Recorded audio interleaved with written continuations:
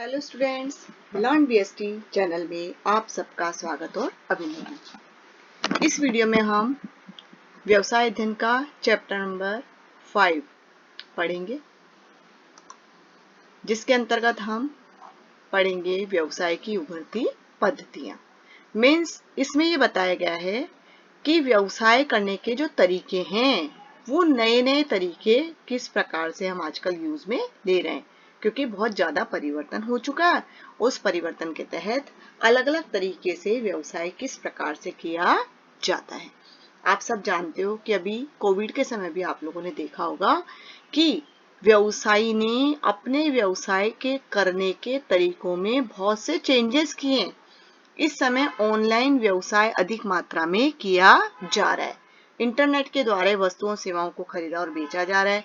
Customers को भी उसमें रिलैक्स लगता है और अच्छा लगता है, और साथ ही जो बिजनेसमैन है उन्हें भी इसमें क्या हो रही है, आसानी हो रही है। तो इसी के अंतर्गत हम इसका आज क्या पढ़ेंगे, सबसे पहले परिचय। तो पिछले दशक में और उसके बाद व्यवसाय करने के जो तरीके हैं उन तरीकों में बहुत सारे क्या आए हैं, परिवर्तन आए हैं। ठीक है, इन परिवर्तनों के तहत व्यवसाय करने के जो भी तरीके अपनाए जा रहे हैं उन सबको हम क्या कहते हैं, व्यवसाय पद्धति कहते हैं। और इसमें एक उपसर्ग लगा हुआ उभरते, ठीक है, यानी उभरती पद्धतियां। तो उपसर्ग यानी उभरते इस तथ्य को रेखांकित करता है कि परिवर्तन अब यहाँ हो रहे हैं और ऐसी प्रवृत्तियां आगे भी बनी रहेगी, अर्थात आगे भी व्यवसाय करने के तरीकों में परिवर्तन होता रहेगा। यदि किसी को व्यवसाय को आकार देने वाली 3 सशक्त रुझान, अर्थात ऐसी कौन कौन सी 3 चीजें हैं जो हमें अपने व्यवसाय को बढ़ाने और उसको मजबूत करने के लिए आवश्यक है, तो उसका अगर सूची बनाने को कहा जाए तो उनमें 3 बातें सम्मिलित है। कौन कौन सी? नंबर 1, अंकीयकरण यानी डिजिटाइजेशन। उद्धरण, ध्वनि, प्रतिकृतियां, वीडियो और अन्य जो भी विषय वस्तु है वो 1 और 0 की श्रृंखला में क्या हो जाती है, वो रूपांतरित होता है, जिनका इलेक्ट्रॉनिक प्रसारण हो सकता है, यानी 0 और 1 का इलेक्ट्रॉनिक प्रसारण हो सकता है। तो ये सभी चीजें 1 और 0 की श्रृंखला में क्या हो जाता है, रूपांतरित। दूसरा क्या जरूरी है, बाह्य स्रोतीकरण, जिसको हम इंग्लिश में आउटसोर्सिंग भी कहते हैं। अर्थात कोई भी व्यवसाय जब हम संचालित करते हैं तो व्यवसाय संचालित करने में हम बाहर के स्रोतों को, अर्थात ऐसे सोर्सेज जो हमारे स्वयं के व्यवसाय में नहीं है, उन्हें हम यूज ले रहे हैं। जैसे अभी तक हम स्वयं प्रोडक्शन कर रहे थे, अब हम स्वयं प्रोडक्शन ना करके वो प्रोडक्शन का ऑर्डर हमने किसी और को दे दिया जहां लार्ज स्केल पर प्रोडक्शन होता है। उससे हमें बेनिफिट क्या हुआ कि हमें केवल लागत ही, कॉस्ट ही देनी पड़ रही है, अधिक मात्रा में इन्वेस्टमेंट करने की जरूरत नहीं है। जैसे ना मशीनों में जरूरत करने की, ना ही हमें रॉ मेटेरियल में अधिक करने की, ना ही हमें कोई टेक्निकल व्यक्तियों को रखने की जरूरत, और ना ही हमें अधिक मात्रा में रॉ मेटेरियल खरीदने की आवश्यकता। उसको भंडारण, पैकेजिंग, लेबलिंग की किसी की भी जरूरत नहीं है। हम केवल माल का ऑर्डर दे देंगे और माल तैयार होकर हमारे पास आ जाएगा, और उस माल का जो कॉस्ट है केवल हम उस कॉस्ट को ही प्रदान कर रहे हैं। इसी प्रकार बहुत सारे बिजनेस में अधिक से अधिक आजकल आउटसोर्सेज का प्रयोग किया जा रहा है, जिससे लागत कम आती है, काम अच्छा होता है और काम फास्ट और बढ़िया भी होता है। थर्ड है अंतरराष्ट्रीयकरण और वैश्वीकरण, जिसको हम भूमंडलीकरण के नाम से भी जानते हैं। अर्थात व्यवसाय का आकार बढ़ता जा रहा है, परिणाम स्वरूप उस व्यवसाय को एक देश में ना करके अनेक देशों के अंतर्गत भी व्यवसाय किया जा सकता है। तो अंतरराष्ट्रीय व्यापार के बारे में भी हमने पढ़ा था, ठीक है। और इस अध्याय में हम आपको पहली 2, ठीक है, यानी पहली 2 घटनाओं अर्थात अंकीयकरण और बाह्य स्रोतीकरण, ठीक है, इनके बारे में बताया जाएगा। यानी व्यवसाय का जो अंकीयकरण है उसे हम इलेक्ट्रॉनिक व्यवसाय यानी ई बिजनेस के नाम से भी जानते हैं, और व्यवसाय प्रक्रिया बाह्य स्रोतीकरण से भी हम सब क्या है, परिचित, और उसमें इस चैप्टर के तहत हमें परिचित कराया भी जाएगा। ये सब करने से पहले इन दोनों व्यवसाय पद्धतियों के लिए जो तत्व उत्तरदायी हैं उन सबकी विवेचना आवश्यक है। तो उन सबकी विवेचना के व्यवसाय की ये नई पद्धतियां, यानी व्यवसाय करने के जो नए नए तरीके हैं, ये कोई नया व्यवसाय नहीं है, बल्कि ये तो व्यवसाय करने के नए तरीके हैं। नया व्यवसाय नहीं है, बल्कि व्यवसाय करने के नए तरीके हैं, जिसके कई रीजंस हैं। हम सब जानते हैं कि एक गतिविधि के रूप में व्यवसाय का उद्देश्य क्या है? वस्तुओं सेवाओं के रूप में उपयोगिता और मूल्य का सृजन होता है, और जिन्हें गृहस्थ यानी घरेलू घर में रहने वाले सभी लोग और व्यावसायिक क्रेता अपनी आवश्यकता और इच्छाओं को पूरा करने के लिए खरीदते हैं। अर्थात वस्तुओं और सेवाओं को घरों में भी खरीदा जाता है और साथ में व्यावसायिक इकाइयां भी खरीदती है अपनी अपनी आवश्यकताओं को पूरा करने के लिए। व्यवसाय प्रक्रियाओं को उन्नत करने के प्रयत्न में अर्थात व्यवसाय प्रक्रिया श्रेष्ठ से श्रेष्ठ हो, इस प्रयत्न में चाहे वो खरीदारी अर्थात क्रय हो और उत्पादन हो, विपणन हो, वित्त हो अथवा मानव संसाधन हो, व्यवसाय प्रबंधक और व्यवसाय चिंतक हमेशा कार्य करने के नए नए और बेहतर तरीकों को विकसित करने में ही लगे रहते। कैसे कौन कौन से तरीके हैं जो हम अपने व्यवसाय को संचालित करने के लिए उपयोग में ले। व्यवसायिक फर्मों को अच्छी गुणवत्ता वाली वस्तुएं कम मूल्य पर तीव्र सुपुर्दगी द्वारा और अच्छी ग्राहक सेवा के लिए ग्राहकों की बढ़ती मांग और बढ़ते हुए प्रतिस्पर्धा दबाव को सफलतापूर्वक झेलने के लिए अपनी उपयोगिता, सृजन और मूल्य और सुपुर्दगी क्षमताओं को मजबूत करना पड़ता है। इसके अलावा उभरती हुई तकनीकों से लाभ प्राप्त करने की जो इच्छाएं हैं, उनकी जो चाह है वो भी है। और वो क्या है कि एक गतिविधि के रूप में व्यवसाय लगातार विकसित हो, यानी व्यवसाय के द्वारा जो भी गतिविधि की जाए वो रेगुलरी की जाए ताकि वह गतिविधि श्रेष्ठ से श्रेष्ठ हो सके।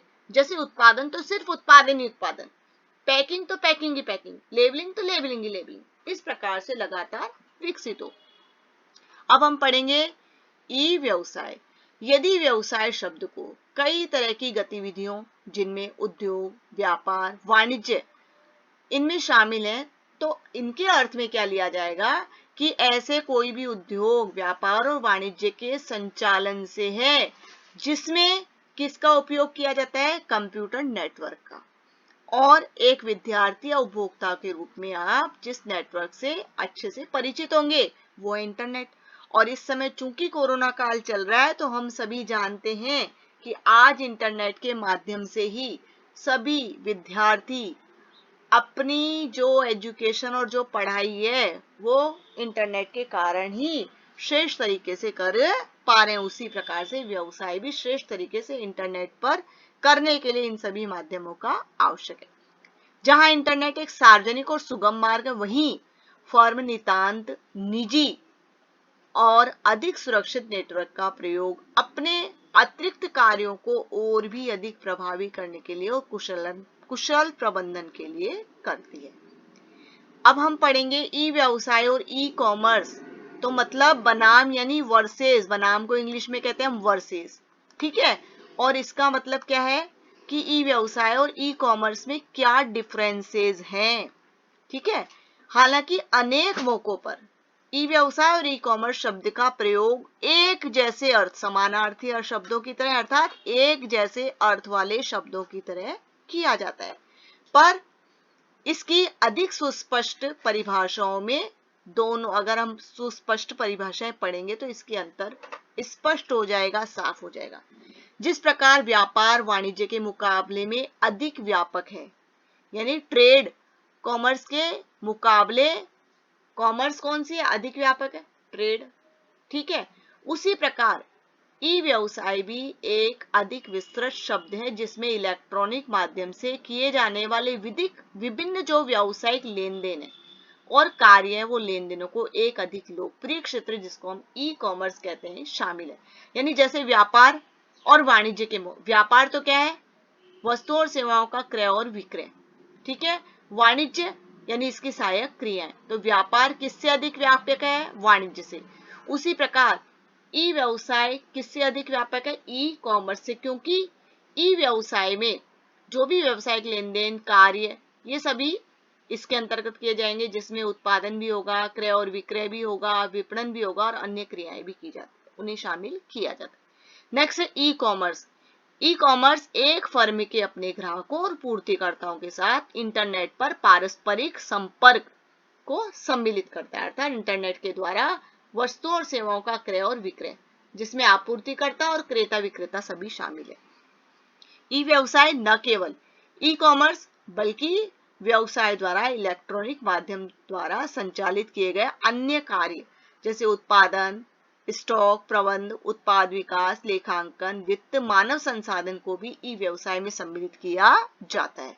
और इसी प्रकार ई व्यवसाय स्पष्ट रूप से इंटरनेट पर क्रय और विक्रय, जो कि ई कॉमर्स के अंतर्गत आता है, उससे भी क्या है, व्यापक है, अर्थात ई कॉमर्स से भी कहीं अधिक है। अब है ई व्यवसाय का कार्यक्षेत्र। ऊपर उल्लेख किया जा चुका है कि ई व्यवसाय का कार्यक्षेत्र बहुत अधिक है।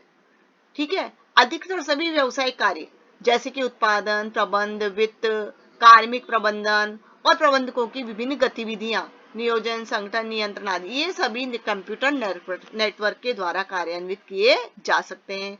और ई व्यवसाय के कार्यक्षेत्र के अवलोकन की एक अन्य विधि इलेक्ट्रॉनिक लेन देनों में सम्मिलित व्यक्तियों और पक्षों के परिप्रेक्ष्य में इसे जांचना है। इस परिप्रेक्ष्य में अवलोकन करने पर एक फर्म के इलेक्ट्रॉनिक माध्यम के लेन देनों और नेटवर्कों के विस्तार को निम्न 3 दिशाओं में परिकल्पित किया जा सकता है। नंबर 1, फर्म से फर्म, अर्थात 2 पक्ष हैं, एक फर्म जो कि व्यवसाय कर रही है, दूसरा भी क्या है, फर्म है, तो दोनों ही फर्में एक दूसरे से क्या कर रही है, आपस में संवाद और संपर्क। दूसरा है फर्म से ग्राहक, यानी एक फर्म को अपने ग्राहकों से पारस्परिक संवाद, यानी यहाँ पर दो पक्ष में एक फर्म है, एक ग्राहक है, तो दोनों एक दूसरे से इंटरनेट के माध्यम से क्या कर रहे हैं, आपस में लेन देन, संपर्क और संवाद। नेक्स्ट है अंतर भी कॉमर्स, यानी फर्म की आंतरिक क्रियाएं किसके द्वारा हो रही है, इंटरनेट के द्वारा, अर्थात फर्म के जो विभिन्न विभाग हैं वो सभी इंटरनेट से जुड़े हुए हैं और इंटरनेट के माध्यम से ही वो अपनी समस्त गतिविधियों को कर रहे हैं।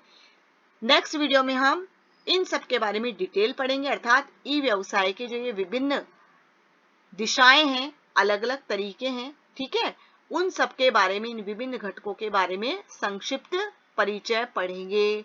तब तक आप इस वीडियो को ध्यान से देखिए, सुनिए और समझिए। अभी तक अगर आपने मेरे चैनल को लाइक सब्सक्राइब नहीं किया है, प्लीज लाइक सब्सक्राइब कीजिए और अधिक से अधिक फ्रेंड्स को शेयर कीजिए। नेक्स्ट वीडियो में हम पढ़ेंगे ई व्यवसाय के जो विभिन्न प्रकार है, उन्हें हम पढ़ेंगे।